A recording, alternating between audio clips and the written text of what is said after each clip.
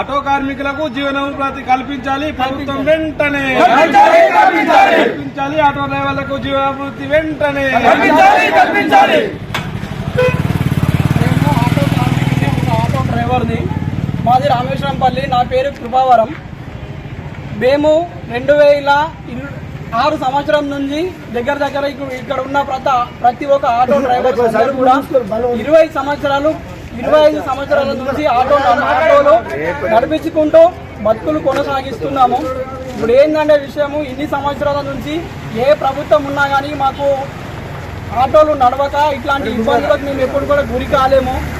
అయినా ఇప్పుడు ఈ కాంగ్రెస్ ప్రభుత్వం వచ్చిన తర్వాత మహాలక్ష్మి పథకం అనేది ఎప్పుడైతే ఫ్రీ బస్సులు పెట్టిరో దానివల్ల ఆటో కార్మికుల బతుకులు ప్రతి ఒక్కరికి కొట్టినట్టు జరుగుతున్నాయి. కాబట్టి ఎక్కడ కూడా ఆటో కార్మికులు ధర్నాలు, రస్తారోకోలు హైదరాబాద్లో కానీ ఎక్కడ తెలంగాణ రాష్ట్ర వ్యాప్తంగా ధర్నాలు చేసినా కానీ ఈ ప్రభుత్వం ప్రతిరోజు చూసుకుంటూ కూడా ఏ రోజు కూడా మా పైన శ్రద్ధ పెట్టి ఒకరోజు కూడా ఆటో డ్రైవర్లు కూడా వాళ్ళ దృష్టిలకి మేము గుర్తుకొస్తారేమా రేవంత్ రెడ్డి సార్ ముఖ్యమంత్రి, మీకు ఒక ధన్యవాదాలు. మా బాధలు ఒకసారి విన్నపించుకోవాలని కోరుతున్నాం. విషయం ఏంటంటే మేము నెలకు వచ్చేసి ఇప్పుడు ఫ్రీ బస్సు పెట్టడం వల్ల రోజుకు 200 కూడా 300 కూడా సంపాదించలేని పరిస్థితిలో ఉన్నాము. ప్రతి ఒక్కరికి ఈఎంఐలు 5,000 6,000 ఈఎంఐలు కట్టాలా, పిల్లలను పోషించాలా, మా బతుకులు కొనసాగలేదు. కాబట్టి ఇప్పటికైనా మా పట్ల మీరు సిద్ధశుద్ధి ఉంటే మీరు దృష్టిలో పెట్టుకొని మాకు న్యాయం జరగాలని కోరుచుందాం. జై ఆటో కార్మికుల ఐక్యత! ఆటో కార్మికుల ఐక్యత! మరి కొత్తగా ఏర్పడ్డ ఈ కాంగ్రెస్ ప్రభుత్వానికి మేము వ్యతిరేకం కాదు ఆటో డ్రైవర్లము. కానీ ఈ మహాలక్ష్మి పథకం ఉచిత బస్సు ప్రయాణం పెట్టడం వలన కొన్ని లక్షలాది మంది ఆటో డ్రైవర్లను కావచ్చు, క్యాబ్ డ్రైవర్లను కావచ్చు, రకరకాలుగా టాక్సీల మీద ఆధారపడి ఇప్పటికీ తెలంగాణ రాష్ట్రంలో దాదాపుగా 7 లక్షల పైచీలకు ఉన్నాము. కాబట్టి ఈ కుటుంబాలన్నీ ఈరోజు రోడ్డు మీదకి రావాల్సిన పరిస్థితి ఏర్పడతా ఉంది. మరి కొంతమంది మా ఆటో మిత్రులు ఆత్మహత్యలు చేసుకుంటూ ఉన్నారు. మొన్న హైదరాబాద్లో కూడా ఒక ఆటో డ్రైవరు ఆటో అంటిపెట్టుకున్నాడు. కానీ అసెంబ్లీలో దాన్ని నవ్వులాటగా తీసుకొని ఏదో ఆ పూట గడవని ఆటో డ్రైవరు ఆటో ఎలా అంటిపెట్టుకుంటాడని ముఖ్యమంత్రిగా అనడం అది సరైనది కాదు. ఒకసారి ఆలోచించండి.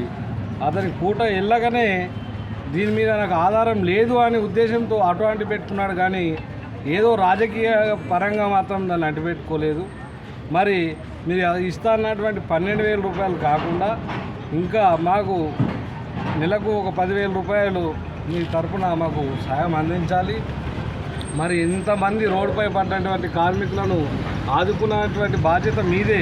ఈ ఉచిత బస్సు మేము లేడీస్కు వాళ్ళందరికీ వ్యతిరేకం కాదు, కానీ దీనివల్ల మేము రోడ్డు పైన పడ్డాము కాబట్టి దాన్ని ఒకసారి మరి గౌరవ మంత్రివర్యులు పొన్నం ప్రభాకర్ గౌడ్ గారు కూడా దీనిపై సరైన ఆలోచన చేయాలని ఒకసారి ముఖ్యమంత్రి గారికి మంత్రివర్యులకు విజ్ఞప్తి చేస్తూ ఉన్నాం.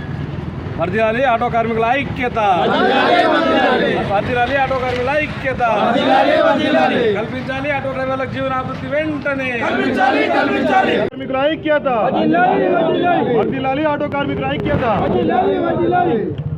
నూతనంగా ఏర్పడ్డ కాంగ్రెస్ ప్రభుత్వానికి ధన్యవాదాలు తెలియజేస్తూ, అలాగే ఈ మహాలక్ష్మి ఏదైతే మహాలక్ష్మి పథకం తీసుకొచ్చారో ఆ మహాలక్ష్మి పథకం ద్వారా ఫ్రీ బస్సు పెట్టి ఆటో కార్మికుల పుట్టపైన కొడుతున్నారు. కాబట్టి గౌరవ ముఖ్యమంత్రి గారు దృష్టికి తీసుకెళ్లాలని చెప్పేసి అక్బర్పేట్ భూంపల్లి నూతనంగా ఏర్పడిన మండలంలో ఇప్పుడు మా అందరూ ఆటో కార్మికుల ఆధ్వర్యంలో ఇక్కడ ధర్నా చేయడం జరుగుతుంది. ఇది ముఖ్యమంత్రి దృష్టికి తీసుకుపోవడానికి, రాష్ట్ర ప్రభుత్వం దృష్టికి తీసుకుపోవడానికి. కాబట్టి ప్రతి ఆటో కార్మికుడు తెలంగాణ వ్యాప్తంగా ఈరోజు బంద్ను ప్రకటిస్తూ నిరసన తెలియజేస్తున్నాం. కాబట్టి ప్రతి ఆటో కార్మికుడికి ఎంతోమంది చనిపోతూ ఉన్నారు. ఈఎంఐలు కట్టలేక కొత్త బండ్లు ఈఎంఐలో తెచ్చుకొని నెల పూట గడవక ఈఎంఐలకు 6,000 10,000 ఈఎంఐలు కట్టుకోలేక కుటుంబాన్ని పోషించుకోలేక చనిపోతూ ఉన్నారు. కాబట్టి రాష్ట్ర ప్రభుత్వం గమనించి ప్రతి ఒక్క ఆటో కార్మికునికి నెల జీవన భృతి కింద ఒక 10,000 రూపాయల సహాయం అందించాలని చెప్పేసి మా భూంపల్లి అక్బర్పేట్ ఆటో యూనియన్ తరఫున ప్రభుత్వాన్ని కోరుకుంటూ మేము ఈ రేవంత్ రెడ్డి ముఖ్యమంత్రికి ధర్నా ద్వారా తెలియజేసుకుంటాం. కాబట్టి ప్రతి ఒక్క ఆటో కార్మికుని బాధలు ఈ అసెంబ్లీలో మాట్లాడి ఆటోలు ఎక్కలేదా, అది ఎక్కలేదా, ఇది ఎక్కలేదా, ఇవన్నీ నవ్వులాటగా కాకుండా ఆటో కార్మికుల మరణాన్ని దృష్టికి తీసుకొని ఆటో కార్మికుల ప్రతి ఒక్కరికి జీవనభృతి కల్పించాలని కోరుకుంటూ గౌరవ ముఖ్యమంత్రి గారికి తెలియజేస్తున్నాం. ఆటో కార్మికుల ఐక్యత.